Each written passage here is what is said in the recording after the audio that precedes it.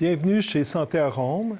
Mon nom est Michel Turbide. Aujourd'hui, je vais vous présenter une huile essentielle qui s'appelle la lavande vraie et je vais vous présenter aussi des diffuseurs, nébuliseurs, des appareils électriques qui permettent de diffuser des huiles essentielles dans l'espace, dans la maison, dans la chambre.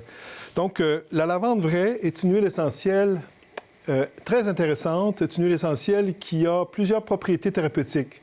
C'est une huile essentielle qui a des propriétés relaxantes et calmantes. C'est une huile essentielle qui a une action aussi cicatrisante sur la peau et une action aussi intéressante pour enlever les douleurs de surface de peau. C'est une huile essentielle qui a une odeur qui permet d'éloigner certains parasites, certains insectes. Par exemple, on s'en sert pour les poux. C'est une huile essentielle que si j'en mets dans les cheveux, par exemple, les poux n'iront pas dans mes cheveux. C'est une huile essentielle que les parasites et les insectes n'aiment pas. Ça ne les tue pas, mais ça les éloigne. L'huile essentielle, pour ses propriétés calmantes, la façon de l'utiliser, c'est qu'on prend autant d'huile végétale, autant d'huile essentielle de lavande qu'on va mettre ensemble, qu'on va appliquer ça ici devant et derrière. Et on peut en prendre aussi buccal, c'est pas dangereux, une goutte ou deux. Et ça va générer un effet calmant, apaisant, relaxant. Si on fait de l'insomnie, on est hyperactif, c'est une huile essentielle qui va apaiser énormément.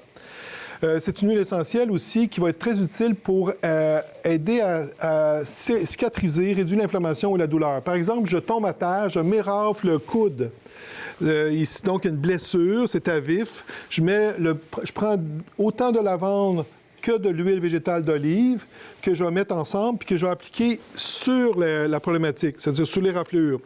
L'avantage de l'huile essentielle de lavande, c'est qu'elle va aider à cicatriser la plaie, puis elle est antiseptique aussi un petit peu. Elle va tuer les bactéries qui pourraient être une problématique.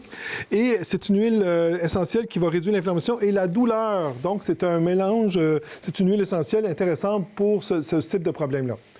Elle est utile aussi pour à diffuser dans une pièce. Ici, voici, vous avez un diffuseur, un nébuliseur.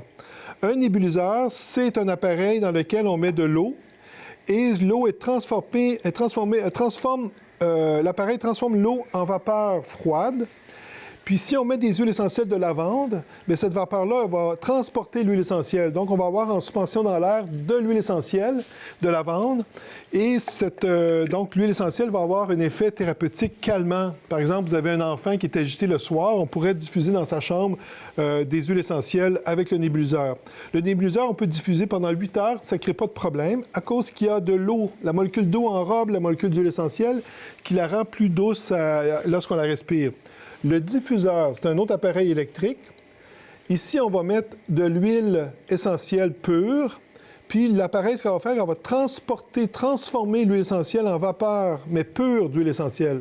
Donc, vous allez avoir des huiles essentielles qui vont être en suspension dans l'air, mais pures.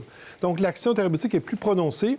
Par contre, on la diffuse seulement 30 minutes dans une pièce parce qu'avec le temps, ça devient inconfortable à respirer dans cette pièce-là parce qu'il y a trop surchargé d'huile essentielle. Mais l'huile essentielle n'est pas dangereuse, elle est seulement inconfortable. Donc, on diffuse 30 minutes. Ici, l'autre appareil, on diffuse environ, si l'appareil permet 8 heures, il n'y a pas de danger. Et donc, vous avez deux appareils qui ont des avantages et inconvénients. Donc, la chronique est finie. Je vous remercie et à bientôt.